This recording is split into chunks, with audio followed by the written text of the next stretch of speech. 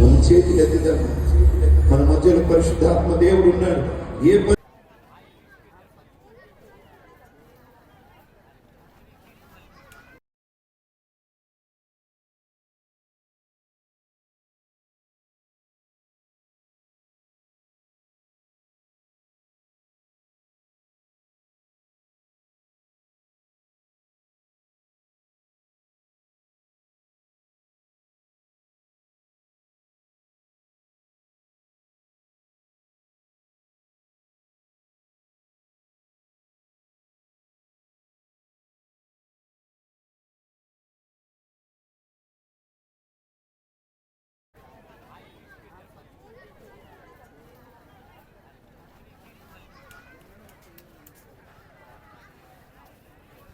Friends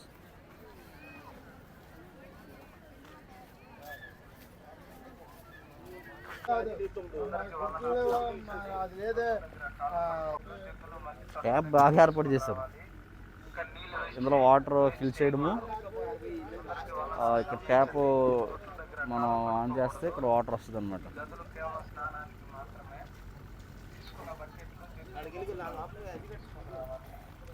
ఇక్కడ నుంచి మళ్ళీ బాత్రూమ్కి స్నానం గదులు పట్టుకుని వెళ్తారు. బకెట్స్ పెడుతుంటారు. వీళ్ళు మహాసభలు పెడతారండి, చాలా గ్రాండ్గా పెడతారు. డే టైం కాస్త కొద్ది జనం తక్కువ ఉంటారు. అది ఈవినింగ్ అయితే చాలామంది వస్తారు. ఫ్లోటింగ్ ఇంచుమించు ఒక 5 లక్షల నుంచి 6 లక్షల వరకు జనాభా వస్తుంటారు.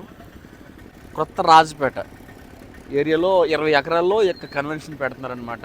చాలా భారీగా, చాలా గ్రాండ్గా పెడతారు. తండ్రి సన్నిధి సాలమరాజు గారు మీరు చూస్తున్నటువంటిది లోపల పెండాలు వేశారండి. ఎండ వేడి తగలకుండా, నైట్ టైం మంచు తగలకుండా చక్కగా పెండాలు వేశారు. అక్కడ మీటింగ్స్లో హాల్లో కూర్చొని మనము చక్కగా వర్షిప్ చేయొచ్చు అనమాట దేవుణ్ణి. ఇదే ఫ్రెండ్స్ మీరు చూస్తున్నారు. లోపలికి వెళ్తారండి.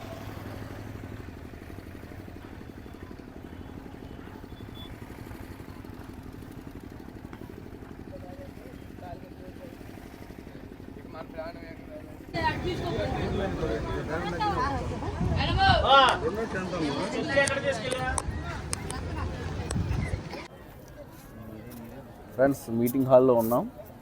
ఉపవాస మరియు మహాసభలు తండ్రి సన్నిధి సాలమరాజు గారి యొక్క మీటింగ్స్లో ఉన్నాం మేము. చూడండి ఫ్రెండ్స్, డే టైం జనాలు పెండల కింద ఉన్నారు. కాసేపట్లో మొత్తం ఈ పెండాలు ఫిల్ అయిపోతారనమాట. చాలా భారీగా వచ్చారు జనాభా అయితే. ఎవ్రీ ఇయర్ ఇక్కడ కన్వెన్షన్ జరుగుతుంటుంది ఒక 4 days. చాలా భారీగా వచ్చిన వారందరికీ వారే భోజనాలు ఏర్పాటు చేస్తూ ఉంటారు. రెండవది ఇక్కడ అన్ని వసతులు కల్పిస్తూ ఉంటారు. నెక్స్ట్ ముఖ్యంగా వాక్యానికి అవకాశం ఎక్కువ ఉంటుందండి. చాలామంది సాలమరాజు గారి యొక్క ప్రసంగాలు విని వచ్చినటువంటి వారు ఎక్కువ మంది ఉన్నారు ఇక్కడ. ఒకసారి చూద్దాం ఇక్కడ ఏం జరగబోతుందో, ఒకసారి చూద్దాం అని ఆలోచనతో వచ్చాం. దేవుని మహాకృపల దేవుని సన్నిధి ఇక్కడ అనుభవించడానికి ప్రభు సహాయం చేశాడు. చూడండి ఫ్రెండ్స్, ప్రజలు మేము ఒక చాప తెచ్చుకున్నామండి. చాప తెచ్చుకొని కూర్చున్నాం అనమాట. దైవజనులు సజీరా గారు, తర్వాత నేను, ఇంకా మా ఏరియాలో నుంచి చాలామంది వచ్చి కనబడలేదు. వెజిటేరియన్ దొరుకుతారు కానీ వెతకేంత అవకాశం లేదు ఇక్కడ. టిఫిన్ చేద్దాం వెళ్ళాం, చాలా ఫ్లోటింగ్ ఉంది అక్కడ. తినలేకపోయిన తిరిగి వచ్చేసాం పుస్తకాబాద్ తినేసి.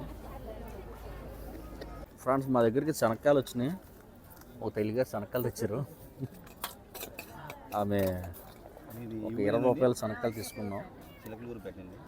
ఎలాగో ప్రార్థన స్టార్ట్ చేయలేదు కదా, తిందామని చెప్పి. ఫ్రెండ్స్ మీటింగ్ అయిన తర్వాత ఇక్కడ భోజనం ఏర్పాటు చేస్తూ ఉంటారు. ఆఫ్టర్నూన్ కానీ నైట్ టైం డిన్నర్ కానీ వచ్చినటువంటి వారందరికీ. అయితే ఇది బత్లెహేమ్ ప్రాంగణం పిలుస్తూ ఉంటాం. అక్కడ స్త్రీల భోజనశాల, ఇక్కడేం పురుషుల భోజనశాల. మేము టిఫిన్ చేయలేదు కదా, ఒకసారి టిఫిన్ పెడతారేమని చెప్పి చేద్దాము. అయితే పరిచారకులు ఇక్కడ టిఫిన్ చేస్తూ ఉన్నారు. వాళ్ళందరికీ అక్కడ భోజనాలు ఏర్పాటు చేస్తారండి. ఇందులో భోజనాలు పెడతా ఉంటారు.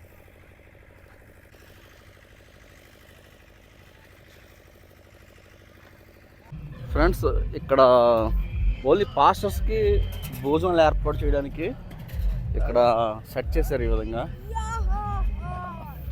ఈ విధంగా డేరా వేసి లోపల పెండాల కింద పెట్టేసి వాళ్ళు సేవకులు మాత్రమే భోంచడానికి టిఫిన్ చేయడానికి ఇక్కడ ఏర్పాటు చేశారనమాట.